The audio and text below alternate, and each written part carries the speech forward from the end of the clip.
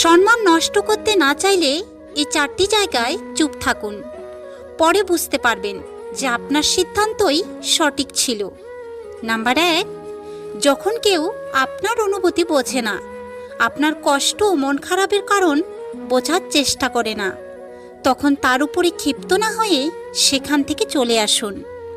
Number 2, যখন কোনো মূর্খ বিনা কারণে না বুঝে তর্ক করে, তখন কথা না বাড়িয়ে চুপ করে থাকুন, কারণ মূর্খদের সাথে তর্ক করে কখনোই জেতা যায় না। নাম্বার 3, নিজের পারিবারিক ঝগড়ার কথা কখনোই কাউকে বলতে যাবেন না, কারণ অনেকে সেগুলিকে নিয়ে হাসি তামাশা করে আপনাকে খোঁটা দিতে পারে। নাম্বার 4, যখন কোনো মানুষ আপনার উপরে রাগ দেখিয়ে নিজের মন সান্ত্বনা দিতে চেষ্টা করে, তখন তার সাথে তর্ক না করে সরে আসাই বুদ্ধিমানের কাজ।